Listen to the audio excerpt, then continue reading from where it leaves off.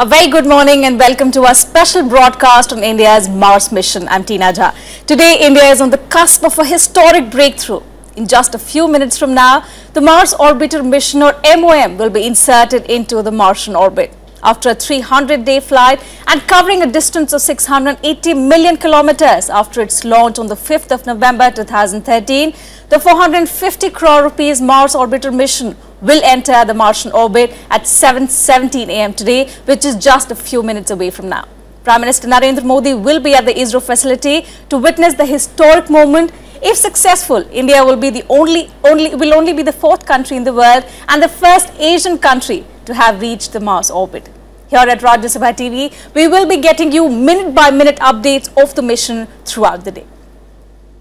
Yeah, exactly. It's a red letter day for India and also for the Indian space program. Will India make it to Mars is the only question on everyone's mind. In a few moments from now, the big operation, that's a Mars Orbiter insertion burn, will take place precisely 24 minutes, and this time lapse will hold the key to whether India's rendezvous with the red planet will be complete. We at Rajya Sabha TV have been building up this event for the last 1 month, and throughout the big day today, we'll be getting you live updates from various centers across the country with our reporters and experts fanned across from our Delhi studio to Bangalore inside the command room, which is the nerve center of this humongous activity.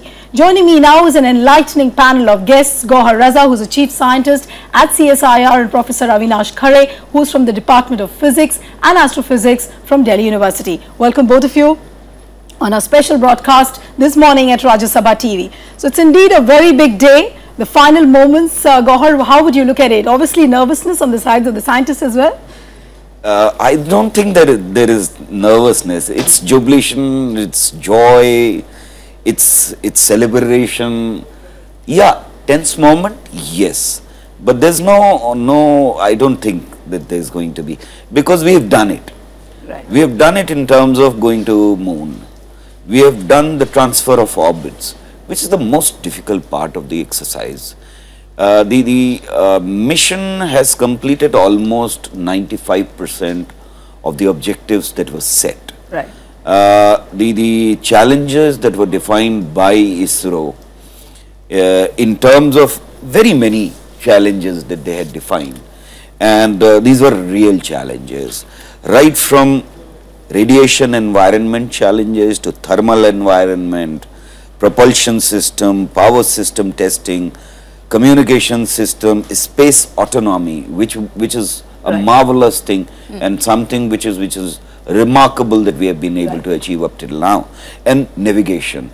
All these challenges have been already met. But Professor Khare, if I could bring in you here, despite the fact that the first hurdle has been crossed, the test engine was tested successfully on 22nd, what about the last minute concerns at the moment? What would be going on in the minds of the scientists? Of course, Gauhar is saying there's jubilation, there are tense moments, but what could be the last hiccups for which probably the scientists are also prepared?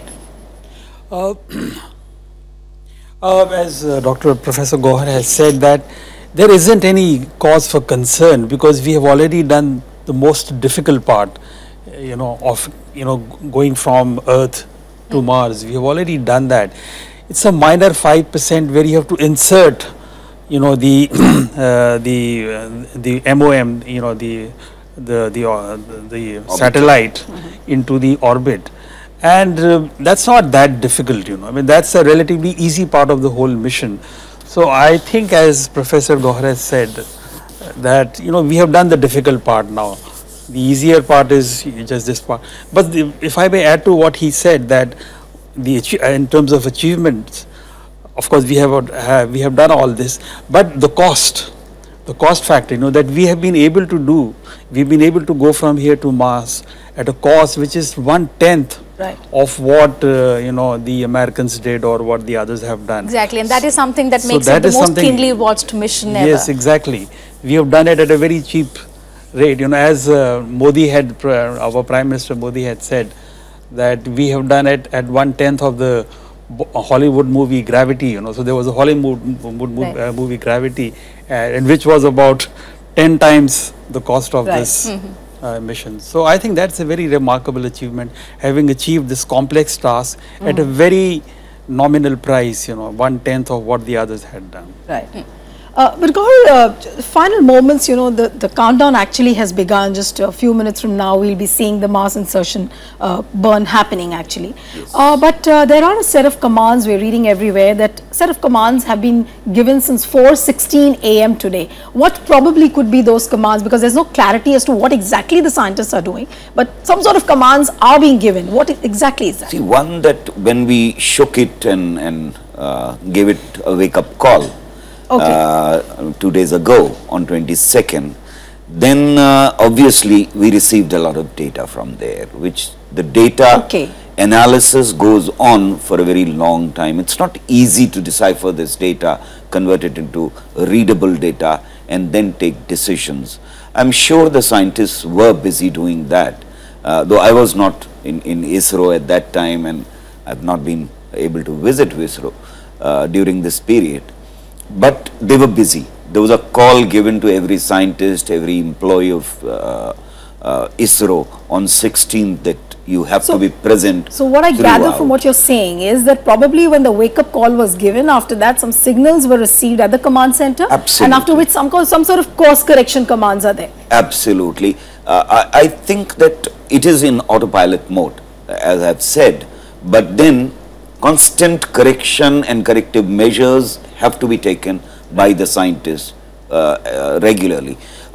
What happens now that the reorientation is done, the firing takes place, and then the speed is reduced, and then it goes into eclipse. Right. So we will not know what is happening for another quite some time till it comes out of the eclipse, which means that everything that is to be done has to be done by the computer that is installed there. Right. The autopilot has to work on its own, which means that we have only this period to take any corrective measure, any command to be given to the satellite. Once it comes out, we will start getting commands from there also. Right. The signals from there. So exactly by when are we expected to receive the first commands, first signals from there? See, first signals will start coming as soon as it comes out. About 20 minutes it will take to come out of that eclipse position, because it goes behind. Right. This is Earth, this is Mars, and it goes just behind that as soon as it's injected.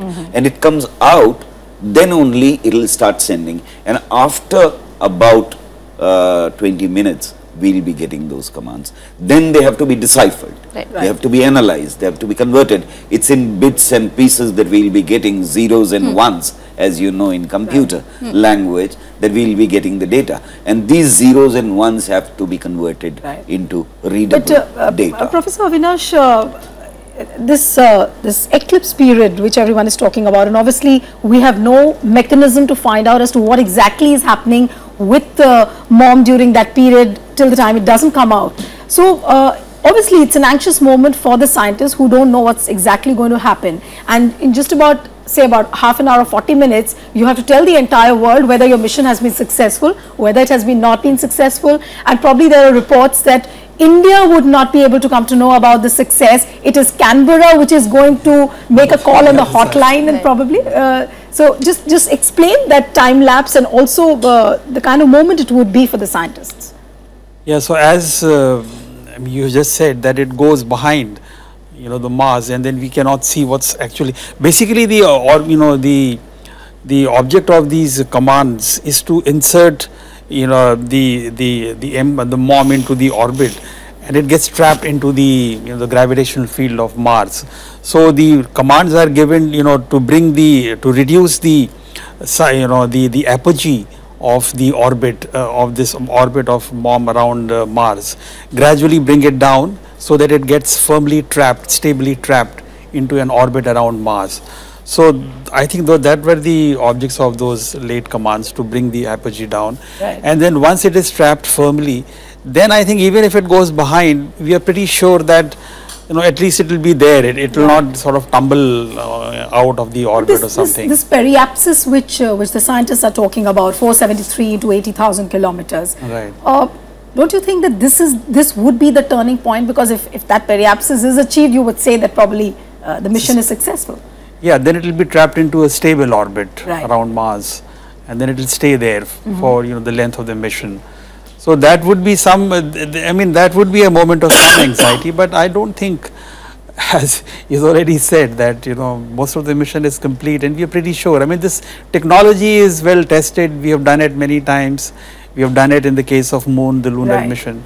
So there is a little bit of anxiety, but I think it's all fine. I mean, we have done it earlier. As one of the scientists was saying there when I met them, that we've done it. So why are you so excited? We were aghast that here is a scientist, he's almost saying as if he has driven car from home to the office. It's no more than that for them. Right, so right. they are that So basically, the confident. scientists have already said it's a eureka moment, no? God? Yeah, of course it is. Let's now take you to TV Venkatesh, who actually took stock of the situation inside the fabrication center at Bangalore. Let's listen to him, what exactly he's going to explain. We are in the mission operation complex of ISRO. Today, the first event, which is to shift to the medium gain antenna for communication with the MOM spacecraft, has been successfully completed. The event was completed at 4:17, and the operations for today has commenced with that event. This is Dr. TV Venkateshwaran reporting to you live from ISRO headquarters with camera person Arun Thakur. Let's now take you live to TV Venkatesh, who is actually standing outside that command center. TV, a very good morning, a very big day for you as well as for the Indian space program. What is exactly happening at the moment? Right now, the Prime Minister Narendra Modi has reached this mission operation complex, where from he is going to witness this event. And as far as the MOM operations are concerned, the first event, which is to switch on the medium gain antenna, took place at 4:17 today morning, and at exactly 5:56, the forward rotation has commenced. But of course, we will know whether the forward rotation has actually occurred or not only at 7 o'clock 9 seconds because of the 12-minute delay. The Prime Minister is entering into the mission operation complex right now. Right. And the mood is upbeat. I mean, there is expectation, though of course there is also a lot of tension, because the forward version has to take place correctly, and then the firing has to take place correctly. Right. TV, we've been just making estimates as to what kind of commands were being given. Since you were in Bangalore, inside that nerve center, could you just explain it to us that there are reports as to a few commands which were given probably early this morning around 4:16 a.m. So if those commands have been given, what exactly are those commands? Commands were already there in the satellite. The satellite had to autonomously execute those commands. The monitoring is being done from here, whether those commands were executed and the execution is successful. Morning 4:17, the command to switch on the medium gain antenna, which was supposed to take place, actually took place, and it was successful. The medium gain antenna worked. I mean, that's the first, let's say, the sweet news for today. Okay. The second is the second command for the forward rotation should be executing, but we'll know in a few minutes. I mean, perhaps I'll be reporting to you about that when that happens. Right. But 7:17 a.m. is the precise timing for the insertion burn, which is going to take place for 24 minutes. So by around what time would India really come to know that India has made it to Mars? Actually, 7:17, the burn should, that is a reverse burn, retro burning should take place. Right. It is estimated that it will go for 24 minutes, but actually it is an autonomous command.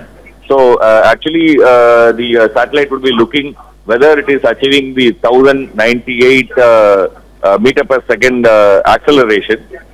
When that acceleration has reached, it will switch off. So it may be a little bit than 24 minutes or little less than 24 minutes. So that is autonomously has to be done. And we would come to know because of the occultation, that is the spacecraft would be behind Mars when all these operations are taking place. So the communication will be established only around 8 o'clock. So only after 8 o'clock, and then let's say another 20 minutes for them to process data. Somewhere around 8:20 we will know whether all things are fine. Right. But there is actually no mechanism at ISRO to know as to what kind of signals are coming. So is India wholly dependent on Canberra to get that hotline call?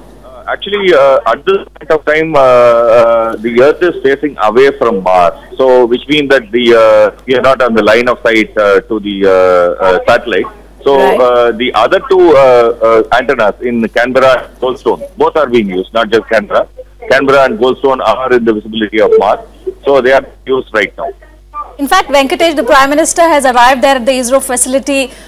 Would you know what was his message to the team which has been behind this mission for so many months? At this point of time, he has not made any statement. He has just continued and he is being seated, and I suppose now he will be watching the crucial operations which are taking place. And he is expected to make the statement after the events are completed, and then we know the results. Right, but TV, on June 30th, when Prime Minister Narendra Modi visited Sriharikota for the PSLV launch, when 5 satellites, 5 foreign satellites were being launched, he made statements over there. So are we going to expect some kind of a press conference, say around 8:30 or 9 o'clock? What is the itinerary exactly planned by ISRO? What the ISRO officials are saying is that there is going to be no press conference today after this event. But the Prime Minister may make a statement from the mission control room to the nation through Doordarshan and the media which are here, but it's not going to be a press conference. Right. But what is the mood inside that command room, TV? You have been there and you're still there now. What is really the mood amongst the scientists? As far as the scientists are concerned, they are confident, but at the same time, they are also, apprehensive. No, I should say apprehensive. They are tense. Because the command should, carry out, particularly the burn for 24 minutes, and whether it would, give the desired acceleration, negative acceleration, is the, mood. I mean, the kind of question that are in mind. By the way, there are flash news that forward motion has commenced, and we are sure the forward motion has taken place, which would mean one important step in the today's sequence of events is successful. Right, but this is Prime Minister Narendra Modi's second big visit, for a big science mission like this, and this obviously is the biggest, I would say, as far as the Indian space program is concerned. What kind of an encouragement do you really see this as for the scientists, the presence of a Prime Minister inside that command room, watching exactly as to what is happening? People feel that he is cheerleading the India's success of putting the Mars mission into the Martian orbit, and also the success of ISRO and also the Indian science. That's the kind of feeling some of the ISRO scientists shared with us.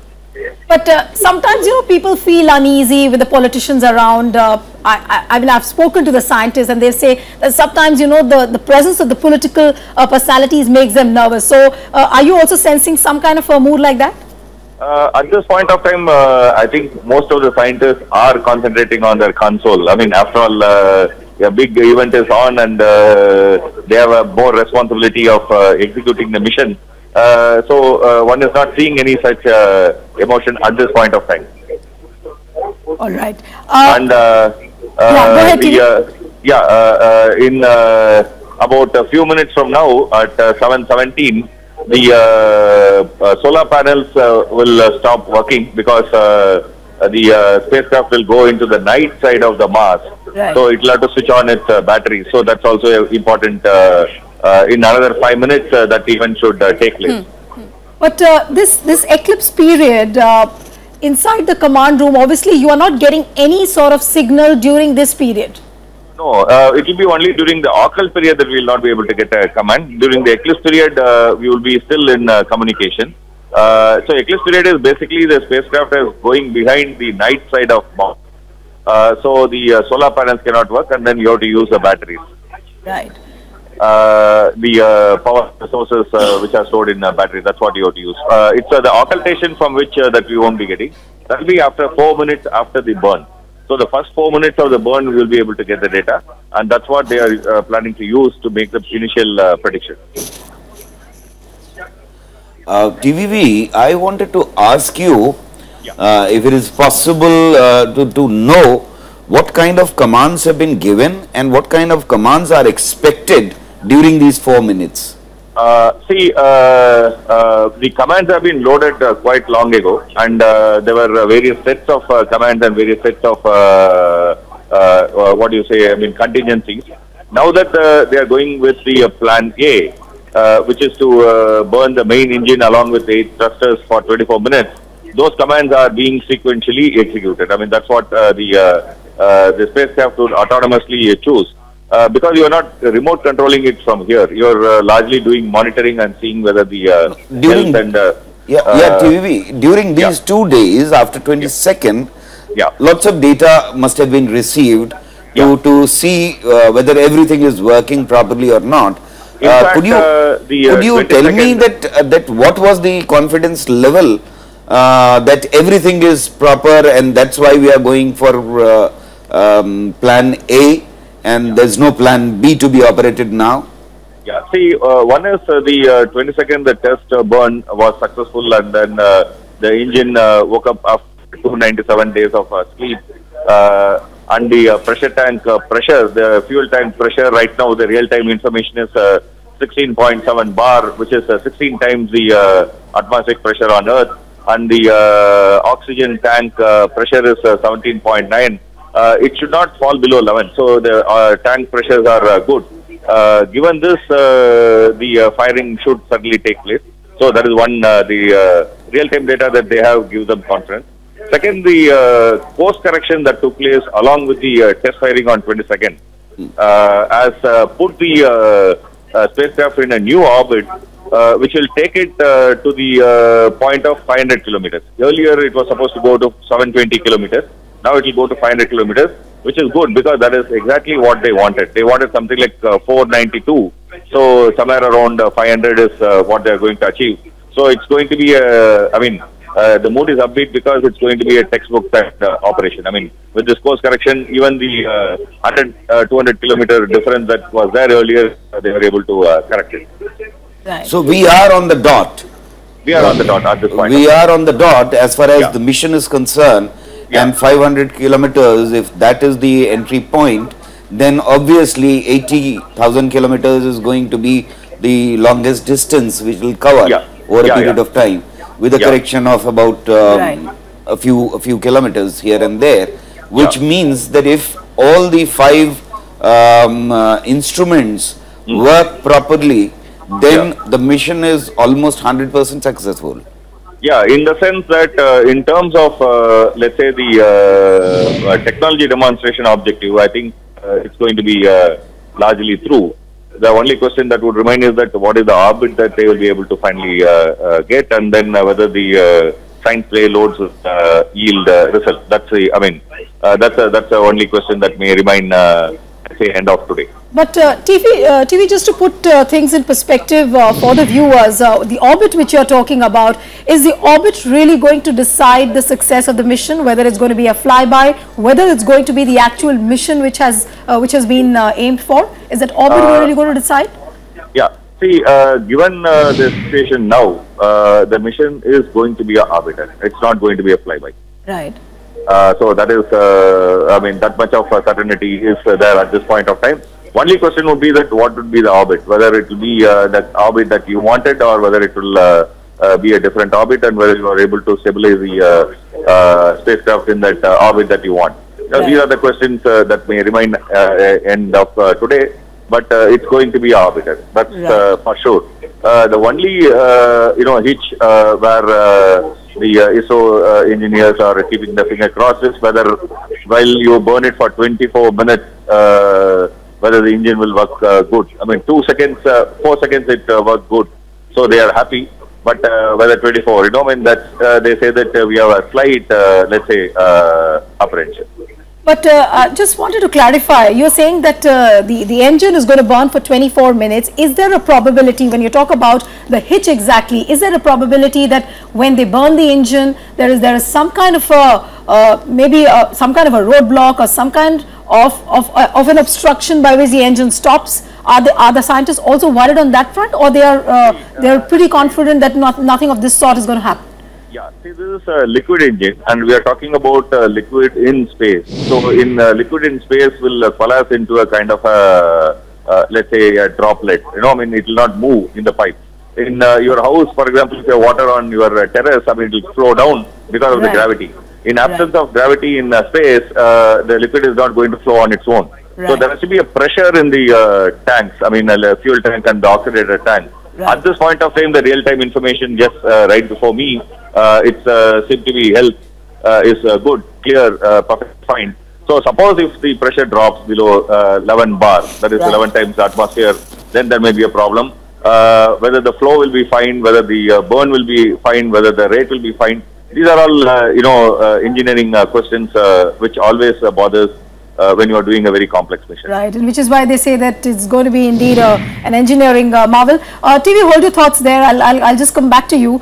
Professor Avinash, if I could get in here. TV was talking about the orbit which is actually going to take place, the periapsis, which is being talked about.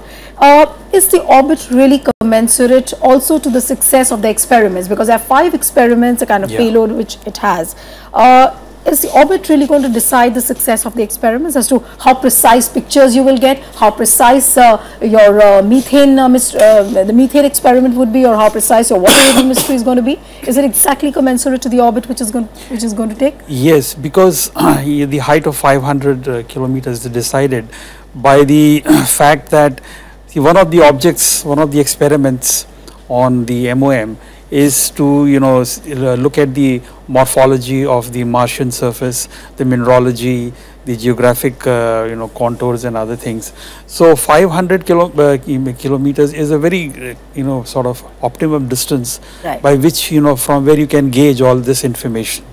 So I think that if it gets trapped into a stable orbit at that height, then that would be really optimum and very good height for this kind of experiment, and it would be a success then.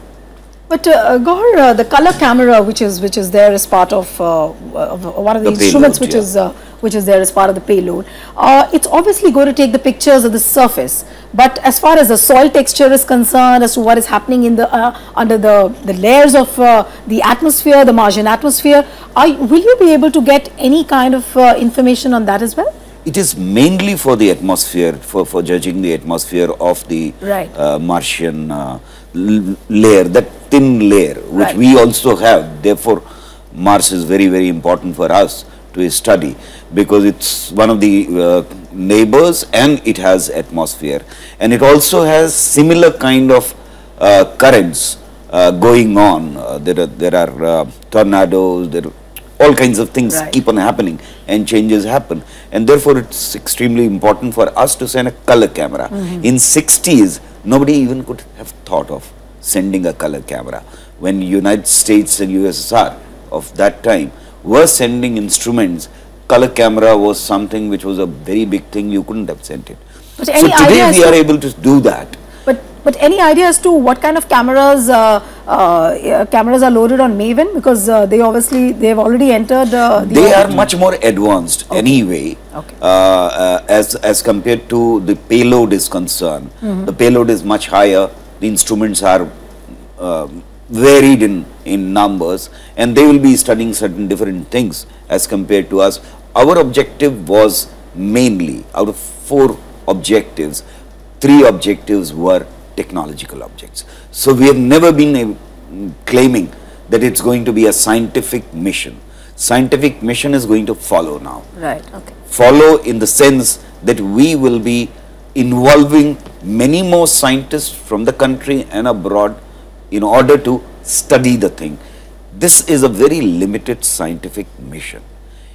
In terms of only 5 payloads, we are going to measure what kind of atmosphere is there, whether methane is there or not, what is morphology of the surface, what is the composition, etc., etc. So these are very, very limited scientific objectives. But as it happened, I'm still repeating since yesterday, as it happened in case of Chandrayaan, it was a very limited objective mission. But for the first time, we were able to confirm that there is water. Right. So we probably would look for some kind of a new experiment. But you know, when we talk about this technology demonstration and a whole lot of comparisons of Mom with Maven come up, the only question which comes up is that obviously for India, it's like taking a baby step as far as the Mars orbiter mission is concerned. But at the same time, obviously cost effectiveness is one way in how India is positioning itself globally. But at the same time, questions are being raised as to why India is treading a path which has already been, trodden by countries like US. Maybe perhaps it could have done something new. Exactly, that's what I was saying. When we were going on moon, nobody had thought that we are going to confirm it. United States had sent man, it had sent rovers, USSR had studied it very thoroughly, but with very limited objective. We sent something there and it found something remarkable. Now, what happens is that today the technology is far more advanced as compared to what was it in 80s. And therefore, any new information... Gaur, I'll just interrupt. There's some latest update coming in from Bangalore. TV, over to you. What exactly is happening now? Successful burn commenced about 20 seconds ago. I mean, it's successful. The data has come that the engine has started again. The main engines and thrusters will now fire for our next 24 minutes. Okay. The burn has started. This is the most crucial phase of today's operation. Right. And whole console center, people are clapping and are in joyous mood as this has commenced. And we have got information on Earth that it has also worked. It actually took place at 7:21, but because of the time delay, we came to know around 7:30. Okay, so when you're saying 7:21, so which means Sorry, that 7:17. 7:17. Okay. Yeah. Okay. And obviously the scientists and all the people inside, they are glued to their computer and the big screens. What is the big moment, or what is that one piece of good news they want to hear now next? Right now, the next few minutes, the occultation should start. So you will stop receiving the information. And occultation will end around 7:45. But for Earth, because of the 12-minute delay, it will be at 7:57. At 7:57, they should be able to make the contact and get the data of whether the satellite was able to, use its accelerometer to find and stop the burn at the right time. And the burn took place for the correct time, and they were able to get the negative velocity that they were planning. Right. TV, just to recap it for the viewers, because it's a very complex process, and the process actually has begun. The Mars orbiter insertion burn, which was being talked about all this while, and for the last 1 year, that actual moment has arrived. The burn is happening right now. What exactly is the process right now? Could you just recap it for the viewers again? Yeah, see, today morning, the operation started at 4:17 with the medium gain antenna being switched on for communication between the satellite and the Earth. And second, the forward rotation of the spacecraft, because the nozzle was pointing backwards, backwards to the direction of the motion of the spacecraft. But it has to be moved to the front. I mean, it has to be flipped. It has to somersault in the space. Right. That's called forward rotation. That commenced around 6:56, and it took about 20 minutes for the rotation to complete.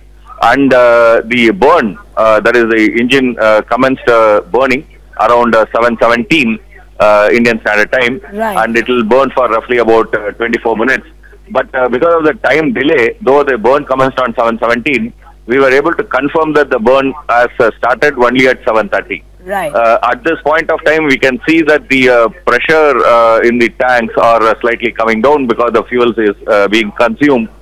For example, I said that the pressure in the tank was about 16 bar. Now it has come to about 15.2 Right. bar, So- the fuel is getting consumed. So the big headline for the moment for the viewers is that the engine has got started. The Mars orbiter burns insertion, which was being talked about all this while, is actually happening, and it's going to take place for the next 24 minutes. TV, if I could again understand from you, while this burn is happening, are we also understanding that the velocity of the satellite will also slow down so that it gets into the proper periapsis which is being talked about? Yeah, exactly. It was going at the speed of about 5.12 kilometer per second before the burn.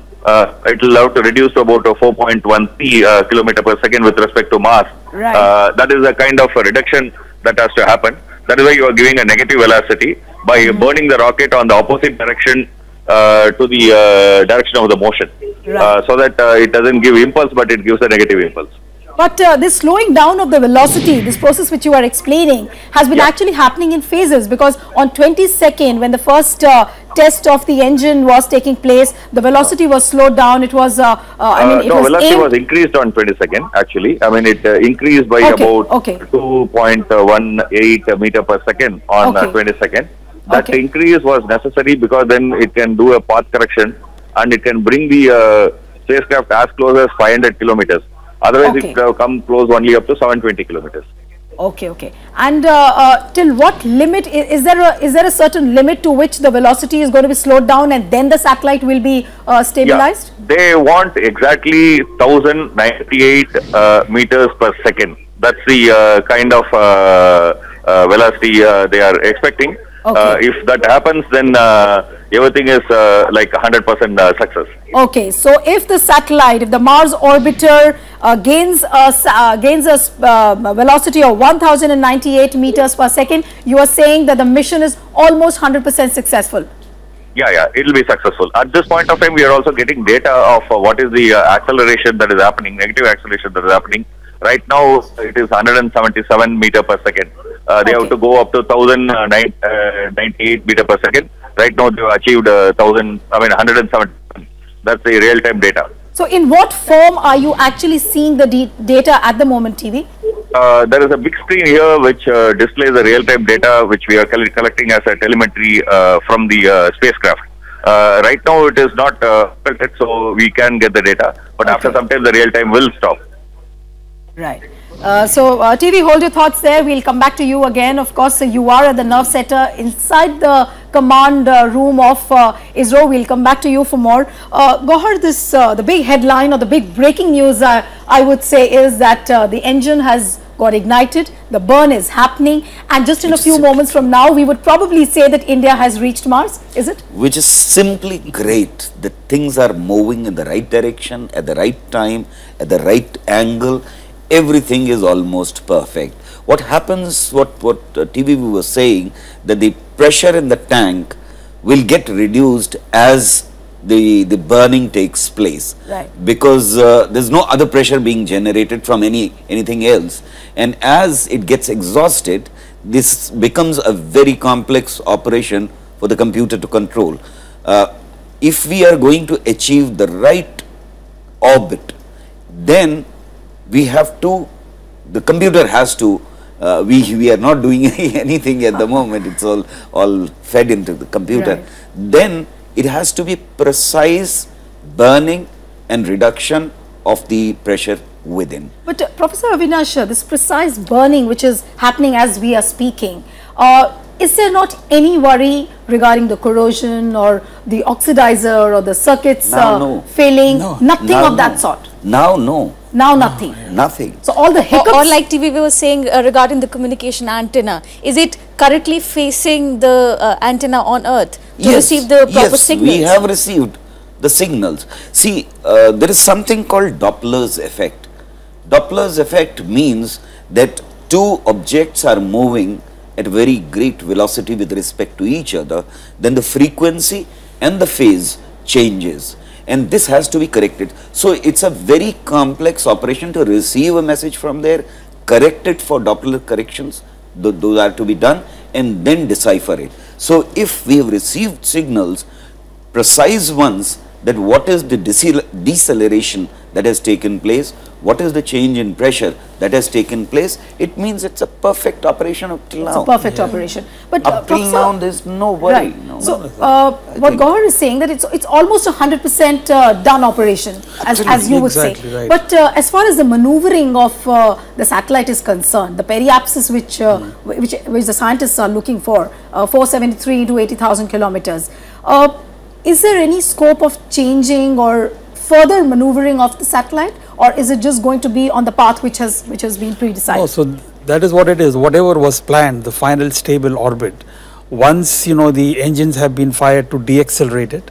So I mean that is the basic aim. The satellite comes with a certain speed, and then you have to deaccelerate it so that it gets trapped into a stable orbit, a pre-planned stable orbit. So Right. this burn, this 24-minute burn, will ensure that it will get trapped into a stable orbit as was planned. Right. And once it is there, then the mission is complete then. Right. And So we are correct me there. if I'm wrong, but so now there is no need of the plan B, or do we come to after we don't come to think know so, about that, no. then we are ready with the plan? As There's Professor no- Gauhar Raza has said, it's Gauhar, Now there is no need for Gauhar plan B. has already declared it as a 100% successful mission. Absolutely. Now we are looking for the batteries to operate properly, the panel to operate properly, the solar panel. Right. Because remember that at Earth, the radiations that we receive from Sun per square meter power is much more than what we receive on Mars. It is 35 to 50% less. Therefore, the size of the panel has to be bigger. much bigger. Now, in this kind of situation, your weight increases and all the complications related to increasing the size Right. are there. And therefore, once these two things happen properly, the instruments, in my opinion, are going to also function So properly. let's just recap it for the viewers as we are So speaking. we can, as a nation, be joyful at the moment and say that the thing is Right. successful. So we're just recapping it for the viewers. The big breaking news at this hour, the Mars insertion burn is happening as we speak, and our in-house experts have already said that it's almost 100% successful operation. At this moment, I would like to welcome B.S. Bhatia, another prominent scientist who's been with us for the last almost 24 hours. Mr. Bhatia, a very good morning, and can I congratulate you at the moment? As Gauhar said, we are almost there. But still, I am a little tense as usual. Okay. So See, you're the very talking fact- like a pragmatic scientist at the moment. But we still can't declare, like you mean to say we still can't declare that India's Mars mission has reached the orbit? I think let us wait for the 24 minutes and see the orbit of the spacecraft. We are almost there. So there is no doubt about that. I think yesterday itself, once the test engine had fired, the confidence level had gone up very substantially. And then today morning's maneuverings and the test firing starting on time, absolutely on dot. Right. It's just great. There is absolutely no doubt. But still, one has to see how what exact orbit it takes, what exact speed it takes, what will be the life, and then, as Gaur said, the solar panels have to open. Each instrument has to be sort of activated and seen how it is performing. So yes, more than 95% you are there, and but still, as an ISRO person, You're still having a doubt as far as 5% is concerned. Some kind of a doubt. there is What is the clinching very doubt little you have in doubt. mind? Mr. Bhatia, what is that one clinching doubt you have in your mind when you talk about that 5% not going successful? No, you see, there are many. For example, mechanical failure, for example, opening of the solar panel. Now, these are even more risky kind of things, because these are mechanical things which have to happen. So, one has to, in a space business, one has to keep your finger crossed till the very last minute. But yes, I think it is definitely a moment of joy. Are you in a position to say that it is a match, it's a one-day match which is in the last over, maybe just a few balls left? Sure. It is in the last over, and where the required run rate is not very high, and we can easily make it. But is there going to be a moment where you'll have a sixer, or maybe you will have a catch out towards the last ball? No scope for No, that. I don't think so. No. Now the stage that you have reached, Okay, maybe the life of the spacecraft, which is supposed to be 6 months, may vary a little. These kinds of smaller things can happen, Right. but you will win the match. There is no doubt about We'll it. win the match. So certainty is there, Gaurav.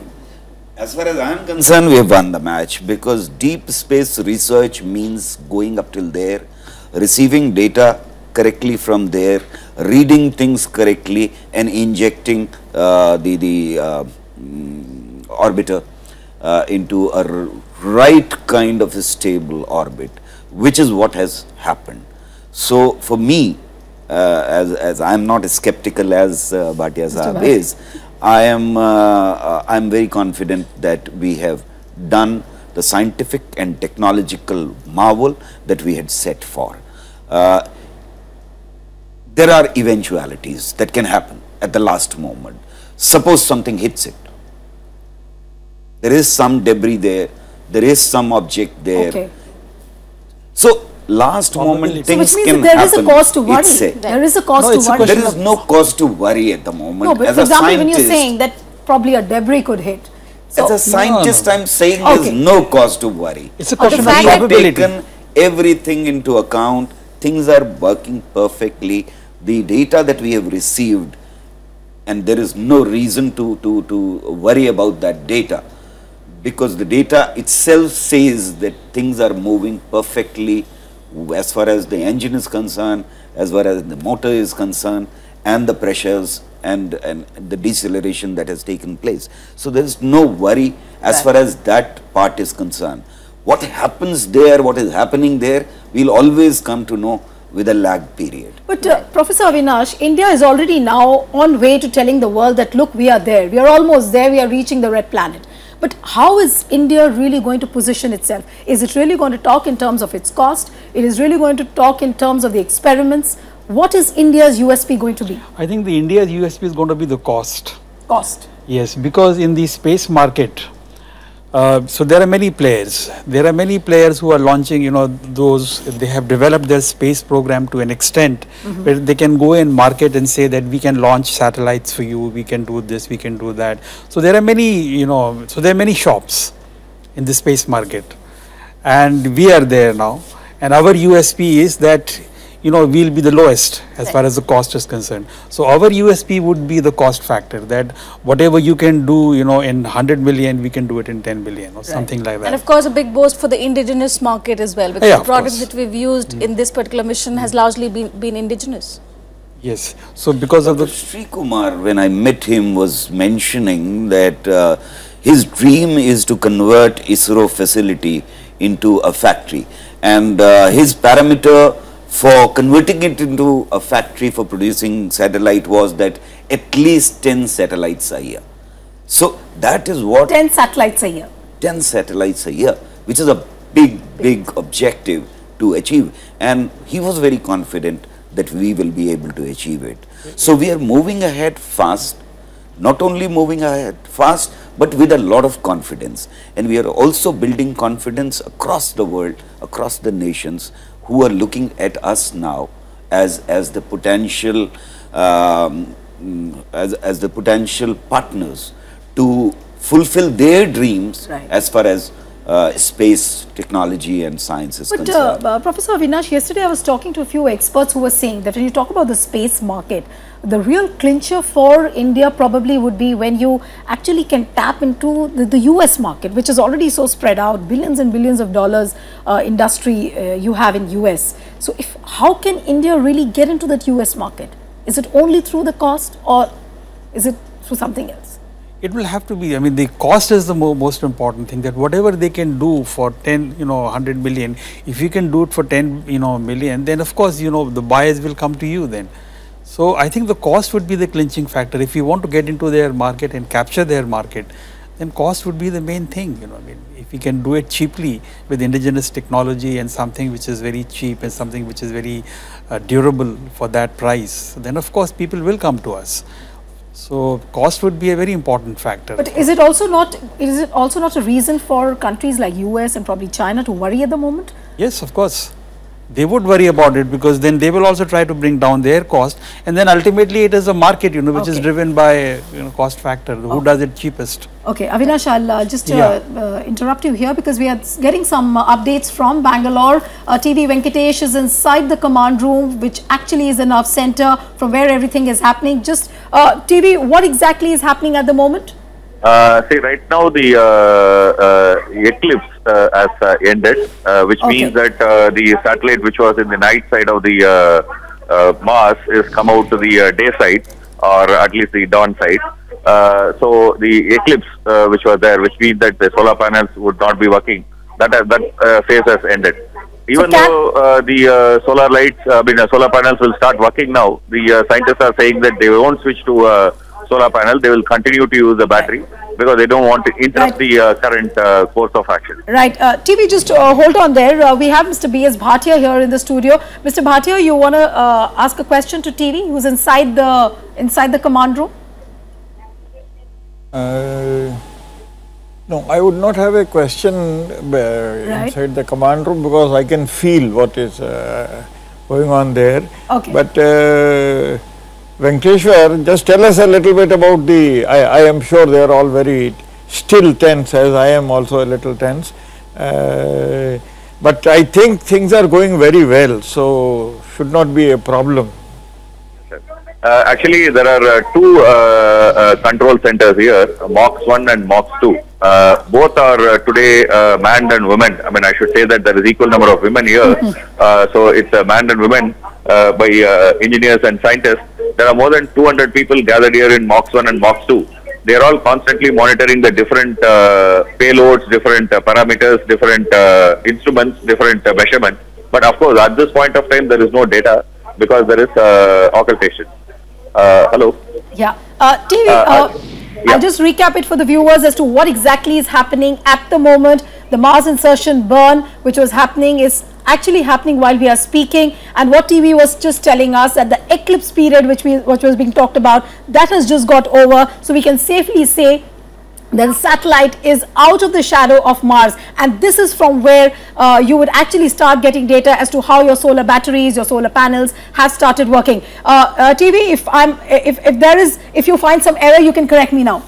Yeah, actually, right now we won't get the signals, because still with regard to Earth, the satellite is behind Mars.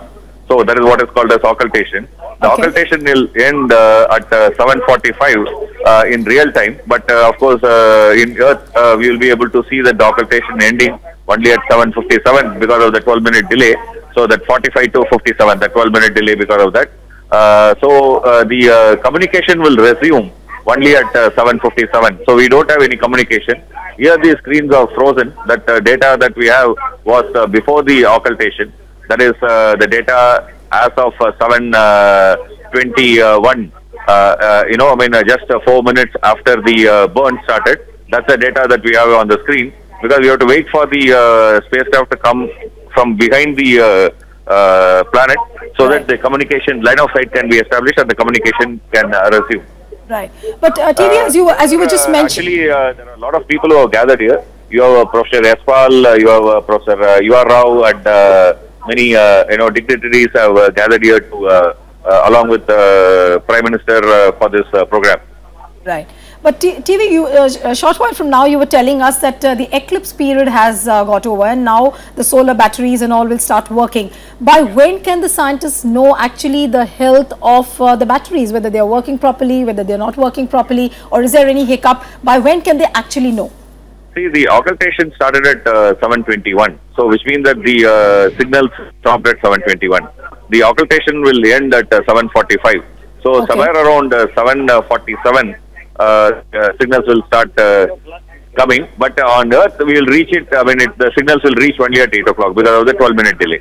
So 7:47, the signal will start from the Mars mission, but it will reach us at 8 o'clock. So only after 8 o'clock we would know something, and then it may take another half an hour for scientists to analyze the data and then see sort of we are getting. Where we are. But looks like if the burn have started, then things are going well. I think the technology demonstration is most certainly a success. TV, what is the exact duration of the communication gap? The communication is blocked from 7:21 to 7:47. Right. So when we start receiving communication, will it be at the exact time, or what will be the gap that we'll have? If the burns took place rightly, and then the spacecraft is moving according to the plan that one has put, the spacecraft should start sending data at 7:47. But Right. because of the 12-minute delay, we will receive it at 8 o'clock. Okay. So as far as the technology demonstration is concerned, TV, are we in a position to say that India has done it at the moment? I think I would side with Gauhar, though I can understand Bhatia Sahab and his reluctance to say jump the gun. I would certainly say that at this point of time, we can start celebrating. I would say that buy sweets, book dole, maybe buy environmentally friendly crackers. Right. In fact, you know, looking at those pictures on your screen, we can establish what Mr. Raza has said and what TVV just reiterated. The scientists look more than confident. So, in fact, we can say ISRO has actually accepted that we've reached there. India has finally succeeded in its Mars mission. That's what the body language suggests of the scientists. They look very confident. These pictures which you actually see are from inside the command room, and as TV was telling us, there are two mock centers, MOX 1 and MOX 2, from where the entire activity is happening. All the scientists you can see are glued to the big screen, and as TV was saying, the screens are frozen at the moment because you're not getting any signal, and the eclipse period is just getting over, or almost has got over, and that is when you would start getting some kind of a data as to how your solar batteries are going to work, or the entire health of the solar batteries would be able to be judged. Right. These so very tense, anxious moments, as you can see at the ISRO facility. Inside the command center, remember, Rajya Sabha TV is the only channel which is getting you live pictures from various locations, not only but we are there inside the command room. We can get the feel of what exactly is happening inside that command room. Prime Minister Narendra Modi is also present. There you see pictures coming to you from inside the command center. Now, Gaurav, if I could ask you, obviously for a layman who is not understanding the data or the numbers which are coming on the screen, obviously you would not be able to know as to what exactly is happening. For a commoner, it's just like any screen of the computer. But for a scientist, it's going to be a marvel. It's going to be a marvel because things are working properly.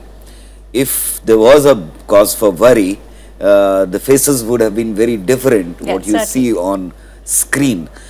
This data, in order to understand it, one has to slog for years, decades maybe, and each one of the scientists that's sitting there has done that. Right. And in order to understand those data and control them and then send commands and then receive back Right. after 12 minutes, which takes a command to reach there almost at the speed of light, and then get back after 24 minutes. Those things are not done simply by anybody. Right. You But have Mr. to slog, you have to keep waking up. Right, but Mr. Day after Mr. day, Bhatia, night as what Gauhar is saying, it's a complex process, and countries have taken years and years, but India has just made it in a matter of just 15 months. I wanted to say that you were asking what would be the thing that one would talk about once this mission is over or is almost about to be over, whether it would be cost, whether it would be something else. Okay. I would say the biggest talking point would be the consistency and reliability of the Indian Space Research Organization's performance Okay, over the years. right. So, when we have seen several such points, and at each point we have been able to move from one success to another, small failures here and there being the learning steps or the lessons to be learned. But the fact that you can reach at the first stage is because, as Gaur said, not only years of preparation, but the kind of methods that you have developed over decades of reviews, of the kind of checks and balances that go into right from the design phase to manufacturing, to assembling, to testing. You know, in design you have a preliminary design, you have critical design, And all these reviews are open reviews in which professors from IITs, professors from Institute of Science, all of them come and participate. There's an open discussion and all possibilities of failures, of contingencies are discussed and taken care of. Absolutely. Right. And therefore, the reliability, and I personally believe that the reliability, today PSLV is probably the most reliable launch vehicle in the world. Right. As you said, in getting people, in getting customers, in getting, in reducing your costs also, your insurance cost goes down once your reliability is high. So, right, and by achieving this in such a short period of time at such a low cost, India has clearly emerged as the Asian superpower when it comes to space sciences. Right, Mr. Bhatia? And we're leading the way when it comes to the Asian countries. Cut here. Okay, Professor Avinash, if I could get in here. Mr. Bhatia was making an important point that not only for the Indian space program, but for ISRO as an organization, it's a very big day.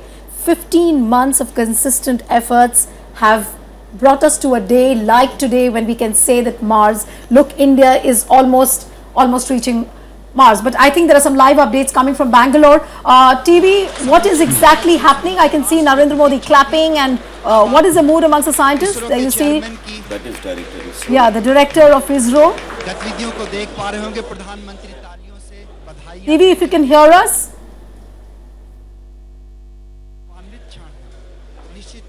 You can see the pictures coming in from inside the command room. You can see the director of ISRO taking calls at the moment.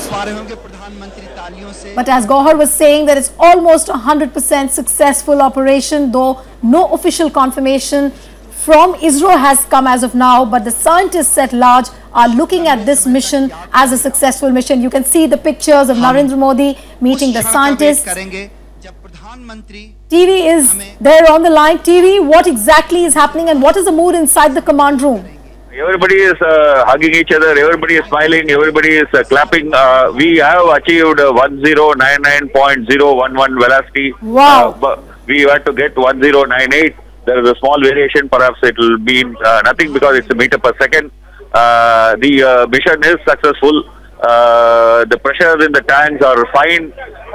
The burn has taken place correctly, and all the data that I can see in the screen shows that it has reached Mars orbit. It has reached the Mars orbit. MOM has reached Mars orbit. TV, just to explain it to the viewers, the Mars burns insertion which was being talked about, that has got over. You can see the pictures coming in from inside the command room. Narendra Modi meeting the scientists, shaking hands with them, hugging them, and also acknowledging the fact for their consistent effort for the last 15 months. But TV, this velocity which you were talking about a short while from now, that 1098 meters per second, has the satellite achieved this velocity?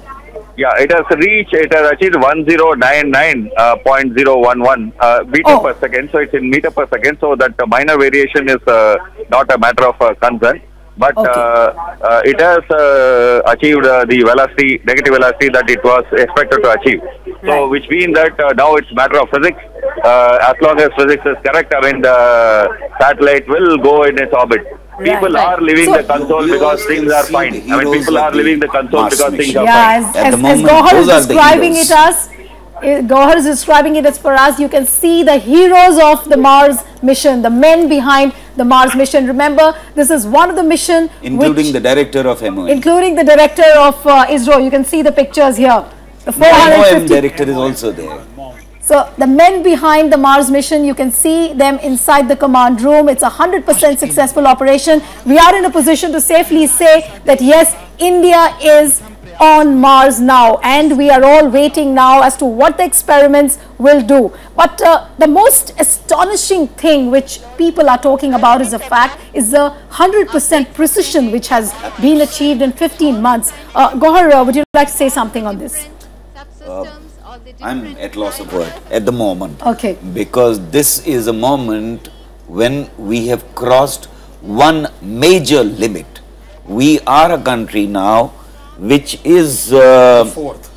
Yeah, into deep space research for the first time. And we are the country in Asia who has done it. Others have not done it. And on the first attempt at such a On low the cost, first that's attempt. commendable. We are the first country, in fact, which has done it in first attempt. So the And big we've shown headline at the moment is that India enters the elite club of the spacefaring nations, and it is the first nation in Asia to have done this in such a short time in the first attempt. And Mangalyaan, which is said to be, which is the cheapest Mars mission ever, has reached the Martian orbit. A commendable job by the scientists at the ISRO facility. And of course, Dr. Radhakrishnan must be a very, very proud man at ISRO right now. I'm sure many scientists would be teary-eyed as well. Mr. Bhatia, if I could get in you here at the moment, what do you really feel at the moment about the precision, about the accuracy which has taken off in just about 15 months? It is a moment of very great high. It is really, one feels very proud of what one has been able to achieve, and as Gauhar said, it is definitely putting you at an international level. The accuracies that we have achieved are something which we are used to now. The ISRO, whenever we have done, we have said it is a textbook performance. So our launch vehicles, our satellites have always given, and that is what I said, the consistency with which we have performed. Right. So 1.098 is expected and 1.099 Exactly. is achieved. And we think we are just there, and this great feeling of high, of absolute great peak is. But Gauhar, where do you really see now India being positioned? Obviously, it's entered the elite club of the spacefaring nations, the first nation in among Asia four to have done it. But how about? Anyway, No, but how? we are among the first to have done it first time. Right, right.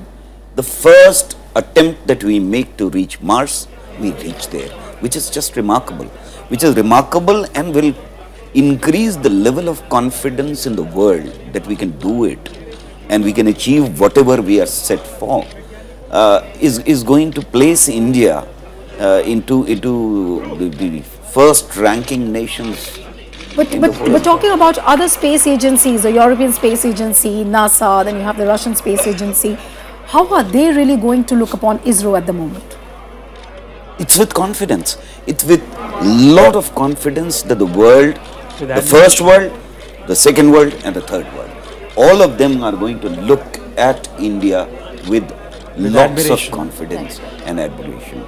In fact, those who have been criticizing this mission, that it was too premature, etc., are now on the back foot. Right. So We all have those done it, and this is going to lead ISRO, especially ISRO as an organization, to touch newer heights. So Avinash, now that the Mangalyaan is there in the orbit, what are the expectations that we have from the spacecraft, from the entire mission? Yeah, so now, as Professor Gauhar had said, that the main object of this experiment, putting this satellite in Mars, was the demonstration of Indian technology. You know, the scientific missions, of course, will come later. You know, this morphology and looking at other aspects of Martian atmosphere. Yeah.